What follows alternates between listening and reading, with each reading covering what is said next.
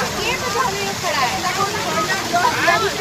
আমাদের সামনে একবার জলের মধ্যে বেশি পাকাপো করতে গেছে, জলে পা ঢুকে গেছে। তো যাই হোক, আমি তো ভীষণ ভয় পাই, জল থেকে দরকার দূরে থাকি।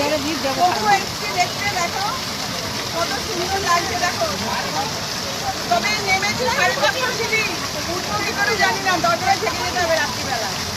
আর যে উঠতে পারবো কিনা জানি না, নেমে গেছি 5:30 সিঁড়ি থেকে নেমে এসছি। তবুও এখন এরকম করে উঠতে হবে, আমাদের কিছু করার নেই।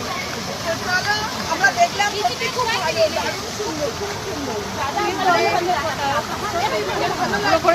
ভালো লাগছে, এত সুন্দর, খুব ভালো লাগছে। তো ঠিক আছে, দেখো তোমরা আরেকবার দেখে নাও, ফলসটা দেখে নাও, সত্যি খুব সুন্দর। মানে জোনা ফলসটা সত্যি সুন্দর। দর্শন ফলসেও গেছিলাম, জোনা ফলসে এসেছি। কালকে হুগলিতে যাবো, আরও কালকে অনেকগুলো ফলস আছে দেখার।